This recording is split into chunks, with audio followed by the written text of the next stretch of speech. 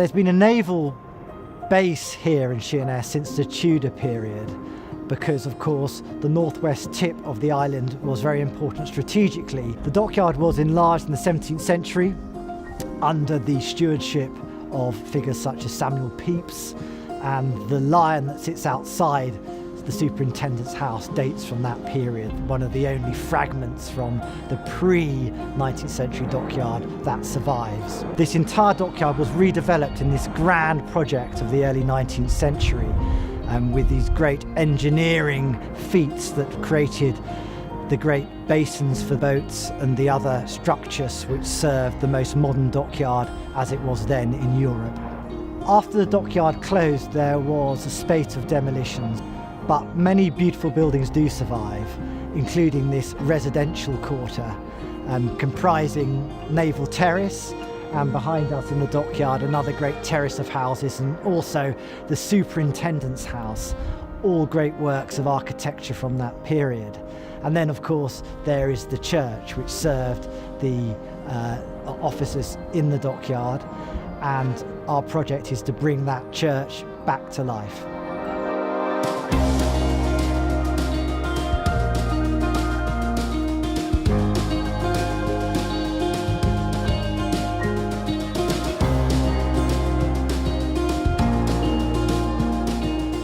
The Dockyard Church was deconsecrated in the 1970s.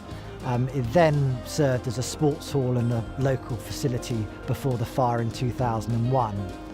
This project intends to bring it back to use as a mixed-use facility.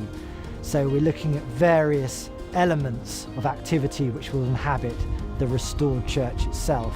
We're partnering with a youth enterprise charity which helps young people on the road to starting their own businesses, something which is much needed in this area.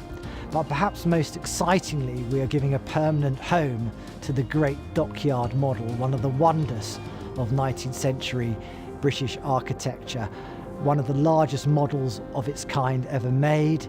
It sits in pieces in a store in Gosport, looked after by English Heritage, and we're going to bring that great model back and put it on display as part of our church project. The challenges that this project poses come with the fabric of the building. So how can we stabilise it and be honest to the original construction? That comes with a number of different challenges, questions of which period of history we return the building back to, the honesty with which we express the construction of any new interventions.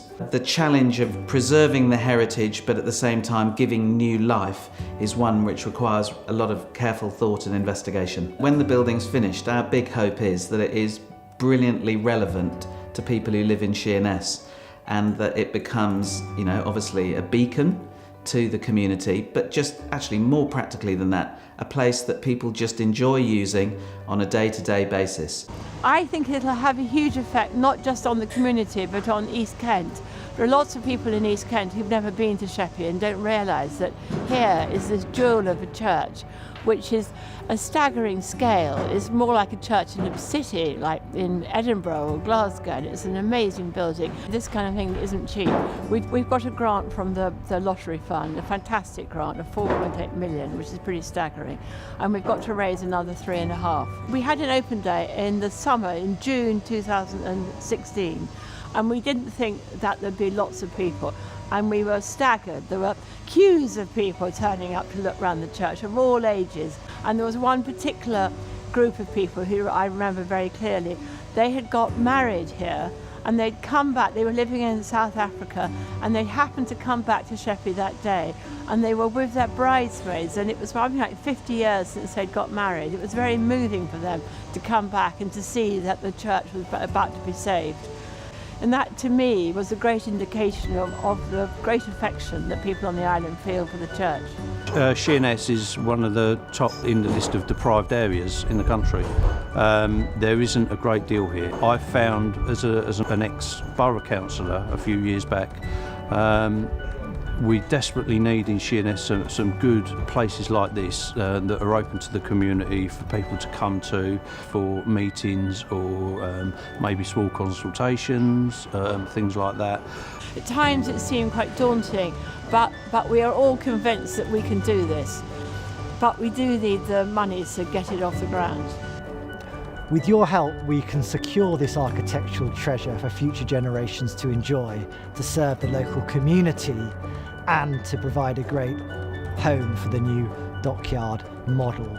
This project, we hope, will be a catalyst for the regeneration through heritage of this area of North Kent.